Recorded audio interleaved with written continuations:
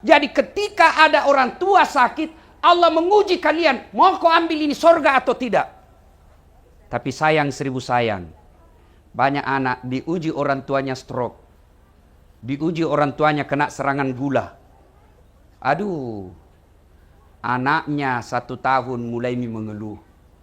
Kenapa? Istrinya yang tidak sabar. Maka bu, hati-hati ki milih mantu. Kalau masih mahasiswa sanging kuku najina jaga, mana potong kuku pigi tongi salon, mau kok kira-kira nak kasih kencing kalau sakit kok? Carita campur raktu. Tenamo, mana matana nasare tongi soplens, bulu matana tak lapis-lapis. Kira-kira mau kok nabukakan pempersmu kalau stroke mako? Nah bilangi suaminya kasih masuk panti jompo itu orang tuamu. Itu gunanya orang hati-hati milih mantu. Maka dia nabita al-mautu babun. Mati adalah pintu yang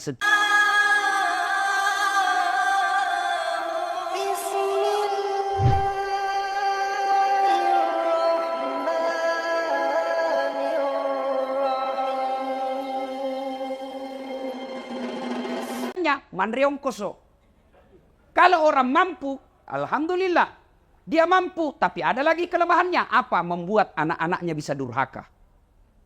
Tidak semua anak diberikan ujian dan hadiah sakit ibu bapaknya baru meninggal. Maka kalau ada anak yang ibu bapaknya sakit, Allah sayang kalian. Kenapa? Allah ingin mendapatkanmu. Nah kasih kau hadiah pintu masuk surga. Tapi tidak semua anak menyadari. Ada 5, ada 7 anak, malase tomatoanna, sakit orang tuanya. Silakan kau ambil bagian-bagian dari kebaikan itu. Ada anaknya tawa kaya, tapi kan sibuk kiri kanan nih kasihan cari nafkah. Maka dia tidak bisa kasih kencing bapaknya. Dia tidak bisa kencing usap-usap keringatnya ibunya. Maka dia partisipasinya, dia belikan obat, dia tanggung semua rumah sakitnya. Ada juga tawa, pengangguran. Tidak ada uangnya, tapi waktunya banyak. Maka Allah kasih hadiah. Kau urusi kencingnya bapakmu. Kau gantikan pakaiannya. Kau gantikan tempat tidurnya. Kau yang rawat ki. Kau yang suap ki.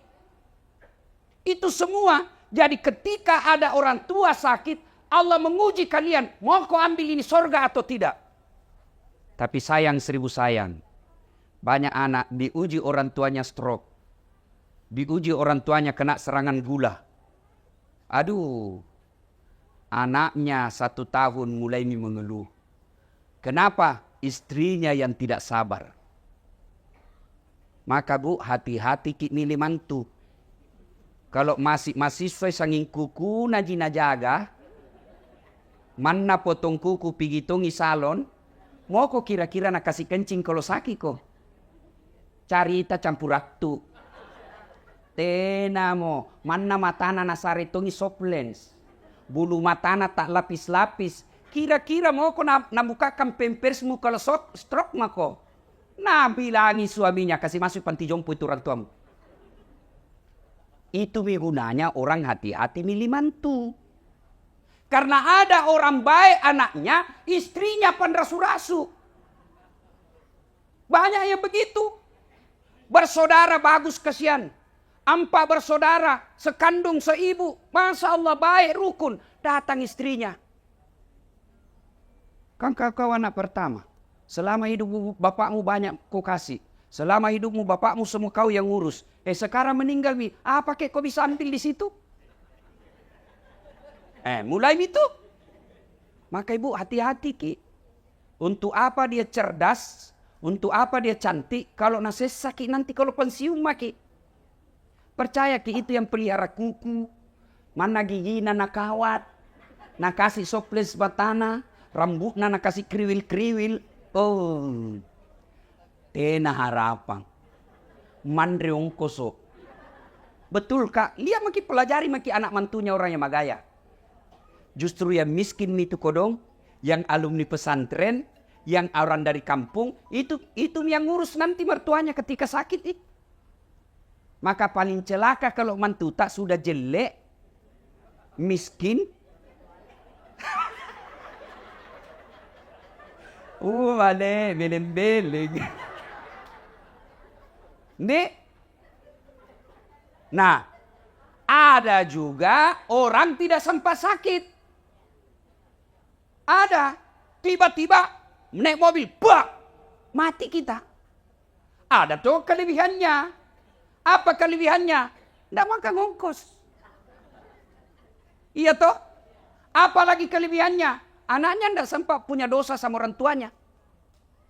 Tapi apa kekurangannya? Tidak sempat tobat. Nah ini yang lebih parah. Kalau tidak sempat kita tobat. Apa mi kalau selama ini hidup ki 40 tahun. Malam tidak jelas kemana. Duhur tidak pernah hadir di masjid. Ramadan tidak pernah puasa. Puasa ji tapi pertengahan, akhir dan awal ji. Lebaran paling duluan dapat karena di masjid karena baju baru. Nah, tiba-tiba mati mendadak, serangan jantung, ditabrak mobil, tenggelam, naik sepeda. Untung saya ingat. Kata pas sepeda. Saya juga pas sepeda aja. Tapi jangan saiki itu bajuta yang sempi-sempi. Itu melanggar syariat. Nah kita tidak tahu. Banyak kan kita dengar itu orang lagi sepeda na mati. Bayangkan kelihatan ini paha apa? Hah? Kelihatan? Tipis na celana baru. Oh mana? Mati kok begitu menghadap. Na belender ko maleka. Yang tadinya maleka masih sana lihat ko pakai begitu. Hai cabut misalkan yang ini. Maka ibu bapak, saudara-saudara sekalian, masing-masing ada kelebihannya. Nah, yang pasti, yang kedua. Ya, yang kedua. Hidup ini, maka dia pun Allah Ta'ala. Wa mal hayatud dunya illa mata'ul hurur. Das'ad. Firdaus. Haji Amir. Ini dunia ji sementara ji saja. Acule-cule mi. Maringan rakombo. Ada tambangmu. Sebentar jika. Maka dunia ini hanya titipan. Apa titipan dunia itu macam-macam. Satu, titipan dunia ada disebut harta. Harta ini titipan. Ada pula titipan berupa ilmu. Ustadz. Ada pula titipan berupa anak. Ada pula titipan berupa umur. Titipan semua itu. Maka ketika Allah kasih kau titipan. Satu, jangan kau sombong. Yang namanya titipan bos. Jangan kau sombong. Harta. Titipan itu. Ini. Ada mobil di sini 3-4 kayaknya di dalam sini. Titipan ji. Titipan nih. Kalau mati ki. Seperti almarhum. Nah bawa hartanya. Nggak. Kaos kaki aja nggak boleh dipakai. Dasi aja nggak boleh dipakai.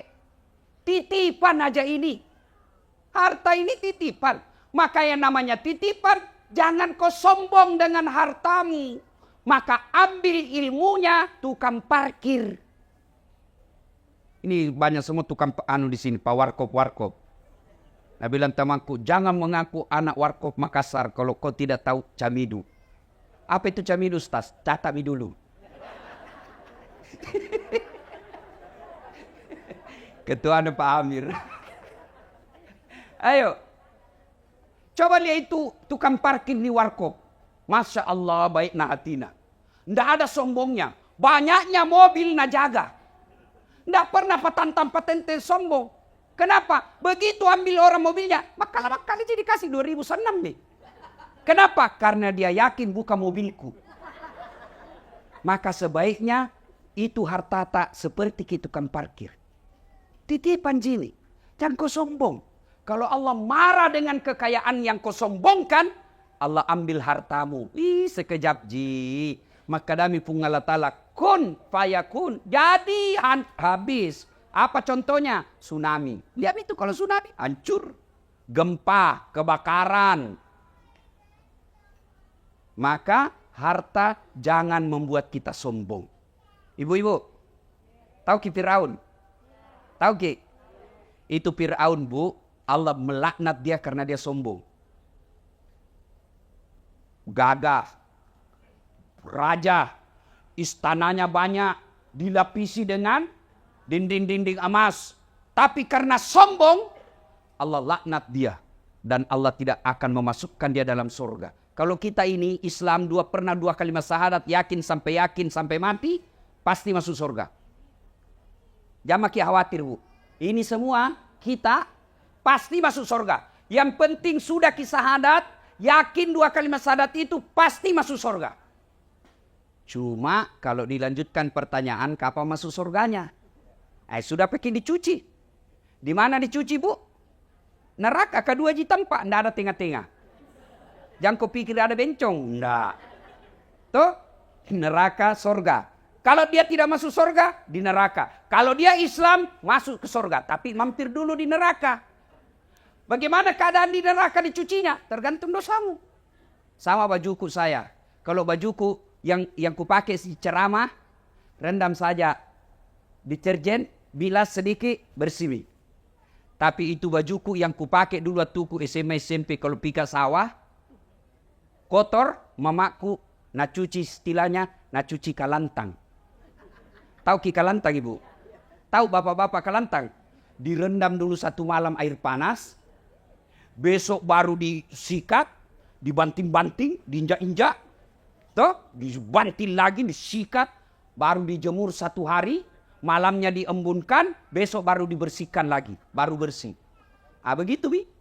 Kalau banyak dosa tak, kalau sedikit tampilin jaki saja, tak, masuk kok. Sudah, Bi. Tapi kalau banyak dosa au patopan di kalantang. Di kalantang orang, Pak. Tergantung dosa. Tapi Fir'aun, itu Allah jelaskan Quran, haram dia masuk surga. Kenapa? Karena dia sombong. Lalu, dilaknat Allah, tidak ada orang suka. Itu Fir'aun tidak ada yang sukai. Mana buktinya? Sampai sekarang ini, tidak ada orang Maros mau kasih nama anaknya Fir'aun. Itawa terkenal sekali. Niakin jatuh di Quran. Raja. Tapi tidak ada orang mau kasih nama Fir'aun anaknya. Kenapa? Karena Fir'aun dilaknat Allah karena kesombongannya. Maka kaya jangan membuat sombong. Yang kedua, apalagi harta. Yang kedua, ilmu. Jangan sombong. Adakah ilmuwan sombong? Ada. Mana gerangan? Ada, itu biasa. Tidak usah bahas ilmu kedokteran, ilmu agamamu. Adakah ustadz sombong? Ada. Yang mana ciri-ciri ustadz sombong? Yang tidak mau menerima perbedaan pendapat. Pendapatnya saja nanggap benar. Kalau berbeda langsung bina bilang bid'ah, masuk neraka. Kada tong itu begitu, Pak? Ada. Apa yang mau kita sombongkan dengan ilmu ini? Padahal Allah sudah jelaskan, wa ma utitu minal ilm illa qalila. Dek wale kopat disengah kecuali cek dek mi. Itu kata Allah. Apa yang kita mau sombongkan dengan ilmu? Ini dasar latif. Yang merasa hebat. Bukan karena saya cerdas. Bukan karena saya jago. Tapi karena ada penontonku. Saya bisa viral. Sampai penonton saya di YouTube sudah 148 juta. Bukan karena saya hebat. Tapi karena ada yang nonton. Coba kalau saya ceramah di sini. 2 jam berapi-api. Membara. Tidak ada yang nonton. Lewat patopan. Lama misaki itu, Ustaz. Iya toh? Iya. Jadi